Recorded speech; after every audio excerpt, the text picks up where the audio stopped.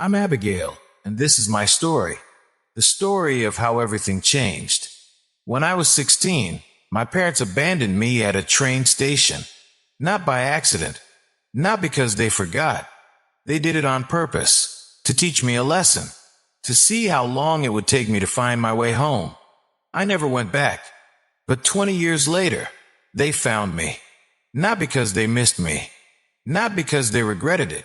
They found me because they needed something. Money, support, control. And when I refused, they didn't just stop at guilt. They turned my own family against me, spread lies, tried to destroy everything I built. The July heat clung to my skin as I leaned against the car window, half asleep. My headphones drowned out the hum of the highway. Up front, my parents, Magnus and Celeste, were bickering.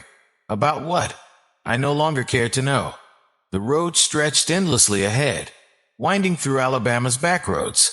We had just returned from visiting my older sister, Vivian, at college. The trip had been routine. Vivian pretending everything was fine. Mom making her usual passive-aggressive remarks, reminding me how I should be more like my sister. Dad barely acknowledging either of us unless it was to bark an order. Just another day in our family. Another lesson. Another test. I cracked my eyes open as the car slowed down. A train station sat just off the highway, a relic of another time, rusted and nearly abandoned. Dad pulled into the lot, stopping the car beside an old vending machine. "Go grab me a soda," he said without looking at me. I pulled my headphones down. "What?" Mom turned in her seat, flashing the kind of forced smile that never reached her eyes. "Get your father a drink, honey, and grab me a water." I sighed, pushing the door open. The heat hit me like a wall as I stepped onto the cracked pavement. Arguing was pointless. It never worked anyway. The vending machine stood beside the station entrance, its faded decals peeling from years of sun exposure. I dug a crumpled $5 bill from my pocket, fed it into the slot, and pressed the buttons for their drinks. The machine groaned, struggling against time, before finally spitting out a lukewarm soda and a bottle of water. I turned, bottles in hand, expecting to see the car where I left it. It wasn't. The lot was empty. For a second, my brain refused to register what I was seeing. Maybe they had moved to another spot. Maybe they were just out of sight. I took a step forward, scanning the parking lot. Then my phone buzzed. A text from Mom. "Let's see how long it takes you to get home. Consider this a lesson in problem solving." My stomach dropped. This wasn't a mistake. This wasn't a joke. They left me here. My fingers fumbled as I hit the call button. Straight to voicemail. I tried again. And again. Each time, the same hollow beep echoed in my ear. I stood there, gripping the soda so tightly that the plastic crinkled beneath my fingers. My heartbeat pounded in my ears, drowning out the distant sound of a train horn. They weren't coming back. It should have shocked me. It should have devastated me. But instead, an eerie calm settled over me. This wasn't the first time. When I was 13, they locked me outside in the middle of a storm because I forgot to take the trash out. At 14, they made me walk 6 miles home from school in the rain as punishment for missing the bus. This was just another lesson, another twisted way of proving I was disposable. I glanced around the station. A handful of people moved about, oblivious to the 16-year-old girl standing there with nothing but a wallet and a growing sense of rage. I wasn't going to wait for them. I wasn't going to play their game. I checked my pocket. $140. Savings from my summer job. Not much, but enough. The old man behind the ticket counter barely looked up as I approached. "Where's the nearest bus station?" I asked, my voice steady despite the turmoil inside me. He pointed down the road. "Couple miles that way." I nodded, already moving. My phone buzzed again. Another text from Mom. "Don't you dare call your aunt. Your father says you need to figure this out on your own." I blocked the number. Then I did exactly what they told me not to do. The phone rang twice before a familiar voice answered. Abigail. I swallowed hard. Aunt Marigold, can you help me? My voice was steady, but inside I was crumbling. This was 20 years ago.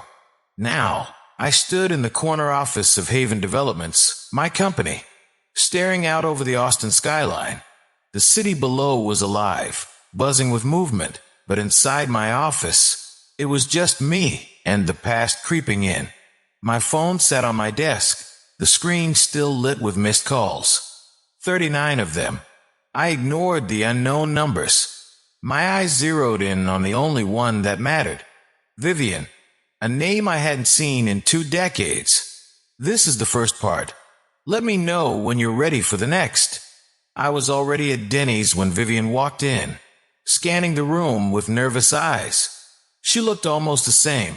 Same high cheekbones, same tense shoulders, but there was something different now. The years had left their mark. A slight slump in her posture, the lines at the corners of her mouth. She had always been the obedient one, the peacemaker, the daughter who smoothed things over. But now, she looked like someone carrying too many secrets. Our eyes met. For a moment, neither of us moved. Then she exhaled and walked over, tucking a strand of hair behind her ear. Hey, Abby. I took a slow sip of my coffee before responding.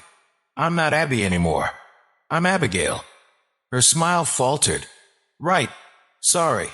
She slid into the booth across from me, fingers fidgeting with the laminated menu. It's been a long time, she said. I didn't reply. I just watched her, waiting. She sighed, setting the menu down. You look good. I raised an eyebrow. And you look nervous. Vivian let out a quiet laugh, but it didn't reach her eyes. Yeah. Well, this is complicated. No, Viv. It's actually pretty simple. I leaned forward. You want something? Just say it. Her lips pressed together before she exhaled. Mom and Dad, they're struggling. There it was. She didn't wait for me to respond. The words spilled out, rehearsed, practiced. Dad lost a lot of money gambling. Mom racked up debt. They're drowning, Abigail. The house is in foreclosure. I clenched my jaw, staring at her. They need help, she continued. They need you. I let out a slow, deliberate breath. I don't owe them a damn thing. Vivian flinched. I'm not asking you to forgive them. She swallowed. I just want you to listen. My fingers tightened around my coffee cup. The audacity of it. Listen. Had anyone listened to me when I was 16, abandoned at that train station? Had anyone cared when I shivered in the rain because character building was more important than basic human decency? I leaned back against the booth, my stomach twisting with something between rage and exhaustion. They didn't just make a mistake, Viv. I said, my voice like steel. They left me at a train station. On purpose. She winced. They came back. An hour later, I cut in. And whose fault was that? The air between us cracked like a mirror splitting down the middle. Years of silence, unspoken words, pretending it hadn't been that bad. Vivian blinked rapidly, her fingers twisting in her lap. They thought you'd come home. They thought you'd... She trailed off, her voice breaking. They thought I'd crawl back. I finished for her, like I always had. She stared at the table, her breathing shallow. I shook my head. I'm not their daughter anymore, Vivian. I haven't been for a long time.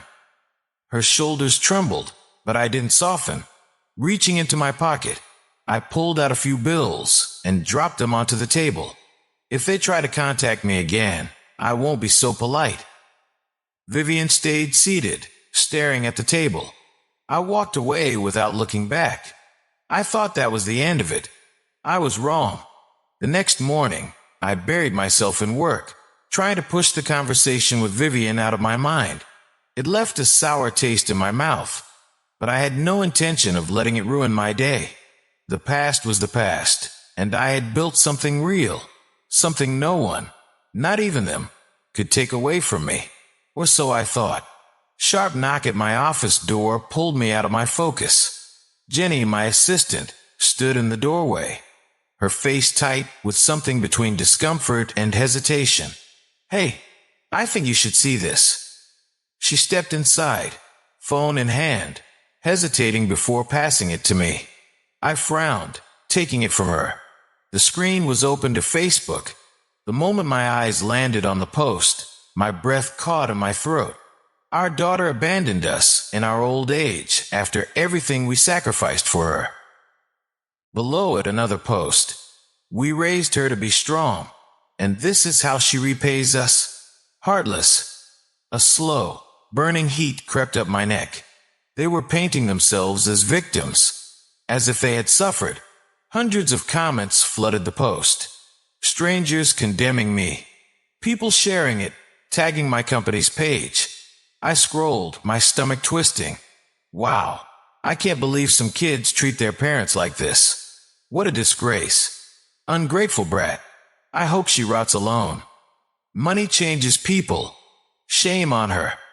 I slammed the phone down on my desk. Jenny shifted uncomfortably. "I didn't want to show you," she admitted. "But it's spreading. Clients are seeing it. Some people have even left bad reviews on Haven Development's page, calling you a cold-hearted fraud." My pulse pounded in my ears. This wasn't just a few Facebook posts. It was a full-scale attack. I took a slow, deep breath, forcing the tremor from my hands. Who else knows about this? Jenny hesitated. Some of the staff. A few of our bigger clients. I think some of them are waiting to see how you respond. I nodded slowly. "Okay. Thanks, Jenny. I'll handle it." The moment she left, I picked up my phone and dialed a number I hadn't called in years. Vivian answered on the third ring. "Abby." Her voice was wary. My grip tightened around the phone. "Did you know about this?" A long silence stretched between us. Finally, she exhaled. "I told them not to, but they're desperate, Abby." I let out a humorless laugh. Desperate people don't destroy their own children. "They just want help," Vivian tried. "They think this is the only way to get through to you." I scoffed. "By lying? By turning strangers against me?" Vivian didn't answer. I shook my head, even though she couldn't see me. I should have known better than to think they'd change. I hung up before she could say anything else. A text came through immediately after. "You ungrateful brat. Take that post down." I stared at the words on the screen, a slow, dangerous calm settling over me. Then, I opened my own social media account and started typing. Some people rewrite history to escape accountability. I won't let them. I hit post and tossed my phone onto my desk. They wanted a fight. Fine, let's fight. I thought a few Facebook posts were bad enough. Then they showed up at my office.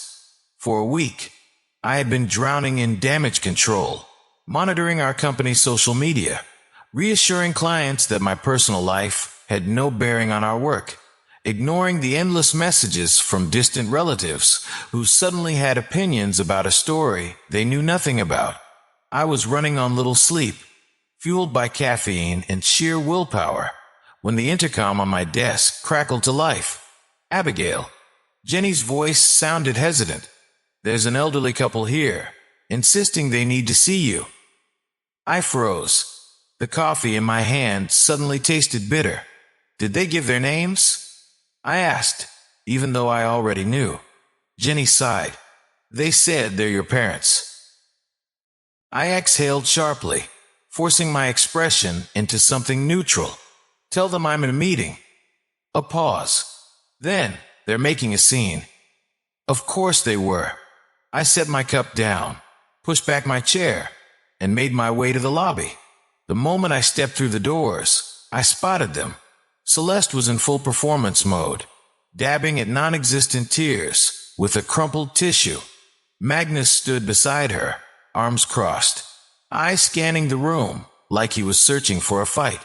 The second she saw me, Celeste's face crumpled. "My baby," she wailed, loud enough to make heads turn. "You won't even talk to your own mother." I stopped mid-step, my jaw tightening. Around us, employees whispered. A few pulled out their phones, recording, as if this were some reality show drama unfolding in real time. I swallowed the bile rising in my throat. Magnus' expression twisted into a sneer. "You've turned into one of those people, huh? The kind who forgets where they came from." I didn't flinch. "Leave. Now." Celeste let out a choked sob, clutching her chest like she was moments away from collapsing. "I gave birth to you, Abigail. I raised you. And now you treat us like we're nothing." I clenched my fists. "You are nothing to me." A collective gasp rippled through the lobby. For a moment, there was silence. Then Magnus' face turned red. "You think your money makes you better than us?" His voice was loud now, meant to draw attention. Celeste dropped to her knees. Actually dropped to her knees, crying into her hands. "All we wanted was to see you, to talk to you. But you've become so cruel." A wave of murmurs spread through the crowd. Some people looked uncomfortable. Others looked entertained. I had had enough. I stepped forward, lowering my voice to something deadly calm. "If you don't leave right now, I will have security remove you." Magnus took a slow step toward me, his voice dropping to something low and venomous. "You owe us, Abigail. We made you who you are." Celeste's sobbing suddenly stopped. She lifted her face, her eyes gleaming with something colder than grief. "You can't erase us, sweetheart. You'll always be our daughter." I exhaled sharply, then turned to the security guard standing nearby. "Escort them out." Magnus let out a bitter laugh. "You're going to regret this." Celeste stood up, smoothing her dress like nothing had happened. "Poor thing," she murmured, just loud enough for those nearby to hear. "Too much money, not enough heart." I watched as security led them out, their voices echoing through the glass doors. I should have known they weren't finished. This was just the beginning. The next day, Jenny placed a thick envelope on my desk, her brows furrowed. "It's from a lawyer," she said. So this was their final move. When emotional blackmail, public humiliation, and direct sabotage had failed, they turned to the legal system. My eyes remained fixed on the papers, my fingers gripping the torn edges of the envelope. I took a slow breath, my heartbeat steady but my face unreadable. So this is how they want to play it. I muttered under my breath. Jenny stood in front of me, concern flickering in her eyes. "What are you going to do?" I closed the documents and set them aside. "We fight," I said simply, like I always have. I called David immediately. "This case is ridiculous," I said without preamble. "They don't have a chance of winning, do they?" David sighed on the other end. "Legally, their claim is weak, but winning isn't the point. They're trying to exhaust you, to drag you through the courts, the media, and public scrutiny until you give in. They've been doing that my whole life," I said bitterly. "But I'm not breaking this time." The legal battle begins. The day of the first hearing arrived. I wore a black pantsuit, my hair pulled back into a tight bun. There was a quiet calm on my face, the kind that comes before a storm. As soon as I stepped into the courtroom, I saw them. Celeste had draped herself in a delicate white shawl, her eyes misty as if she were some frail, heartbroken mother. Magnus sat beside her, his expression carefully crafted into that of a disappointed father, a man supposedly betrayed by his own child. The judge glanced at both sides before beginning. The nature of the case was read aloud, and the proceedings commenced. The plaintiffs claim that Ms. Abigail Holloway has neglected her aging parents, refused to provide them with financial and emotional support, and has acted irresponsibly, their lawyer stated, his voice laced with practiced sympathy. David set his pen down calmly. and we will prove that this is nothing more than another manipulation tactic. The plaintiffs abandoned my client when she was a child, left her to fend for herself for 20 years, and only resurfaced when she became successful. This case is not about love or duty. It is about greed and revenge. A murmur rippled through the courtroom. From the corner of my eye, I saw Celeste's face harden for a fraction of a second before she resumed her helpless mother act. "We gave our daughter everything," she cried dramatically. "Has she really become so heartless that she would let us suffer?" The judge's expression remained impassive. "Mrs. Holloway, the court is here for facts, not theatrics." Celeste fell silent. Magnus leaned forward, whispering something to their lawyer. I had a feeling I knew what their next move was. "Your Honor," the opposing lawyer resumed, "we would like to submit evidence in the form of social media posts and messages that demonstrate Ms. Holloway's clear intent to erase her parents from her life and publicly disgrace them." A large screen lit up.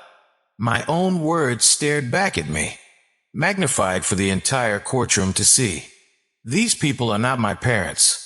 They have been dead to me for years. Another wave of whispers filled the room. The opposing lawyer smirked slightly. "It's quite evident, Your Honor, that Ms. Holloway has actively denied her parents' existence.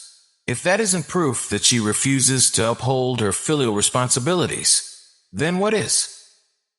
My fists clenched at my sides, but my face remained impassive. I glanced at David. He gave me a small nod, his expression unwavering. We weren't done yet. Jenny lingered in the doorway. "What do you want to do?" I exhaled sharply and reached for my phone. "Call David. Tell him I'm on my way." David sat across from me in his office, the lawsuit spread out on the polished oak desk between us. He skimmed the pages, shaking his head. "They have a weak case," he said finally, looking up. "Texas doesn't enforce strict filial responsibility laws, but if they get enough publicity, it could hurt your business." I clenched my fists. "Then we make it public on our terms." David raised an eyebrow. "You sure about that?" I nodded, my decision already made. I've played defense long enough. It's time for people to know exactly who they are. That night, I crafted my statement. I didn't hold back. I told the truth, the full truth, about my parents, about the lessons they forced on me, about the night they left me at a train station at 16 and never came back, about how they resurfaced only when they needed something. By morning, the post had gone viral. The tide turned almost immediately. The same strangers who had once condemned me for being ungrateful were now disgusted by my parents' actions. Comments flooded in, filled with outrage on my behalf. This is beyond cruel. What kind of parents abandon their own child and then try to cash in 20 years later? I believed them at first, but now they deserve whatever's coming to them. Suing your own kid after leaving them homeless? Unbelievable. The shift in public opinion was swift. They had lost control of the narrative. 3 days later, Vivian called me. Her voice was strained, barely above a whisper. "They lost everything, Abby." I sat in my car, staring at the city skyline. "That's on them." She let out a shaky breath. "They're saying it's your fault." Of course they were. I tightened my grip on the steering wheel. "No, Vivian. It's their fault. Every choice they made led them here." For once, she didn't argue. A week later, I drove past my childhood home. A "for sale" sign sat in the yard. The place looked smaller than I remembered, almost lifeless. I expected to feel some sense of victory, some kind of triumph. But all I felt was relief. I didn't need revenge. I didn't need validation. They no longer had power over me. And that was enough. For the first time in 20 years, I finally felt free. No weight on my shoulders. No knots in my stomach. No lingering fear of when they would show up next, trying to drag me back into the past I had fought so hard to escape. I was home. Austin stretched out beneath my balcony, bathed in golden evening light. A warm breeze brushed against my skin as I sat with my legs tucked under me, a glass of wine in hand. The chaos had finally settled, leaving behind only silence. But even peace, it seemed, had one final test. A knock at my door shattered the quiet. I knew before I even stood who it was. I opened it to find Vivian, her eyes swollen, her expression exhausted. "Abby," her voice cracked. "Please." I didn't move. "They have nowhere to go," she whispered. "Dad's drinking more than ever. Mom keeps saying they just need one more chance. They're still our parents." I gripped the doorframe, my heart heavy. She still didn't get it. "They made their choice," I said evenly.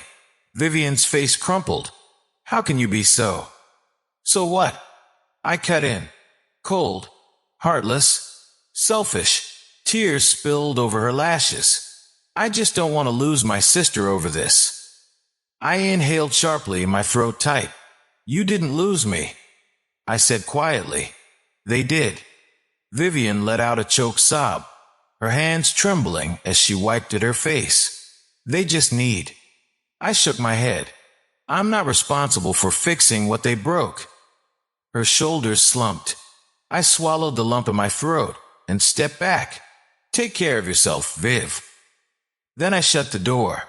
For the first time, I didn't feel guilty. An hour later, I sat on my balcony again, watching the sun dip below the skyline. For years, their voices had echoed in my head, shaping my choices even in their absence. The guilt, the shame, the what-ifs. But now, just silence. And it was beautiful. I pulled out my phone and scrolled through my contacts until I reached Aunt Marigold, the only real family I had ever had. I typed out a message. "Dinner this weekend? My treat." Her response came almost instantly. "Finally, I've been waiting for you to ask. Mexican or Italian?" A small smile touched my lips. "Mexican. Extra margaritas." I took a deep breath, then went to my call log. My parents' numbers stared back at me like ghosts refusing to rest.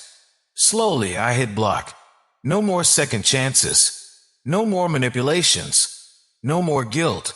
I walked inside and closed the door behind me. I wasn't running anymore. I was free.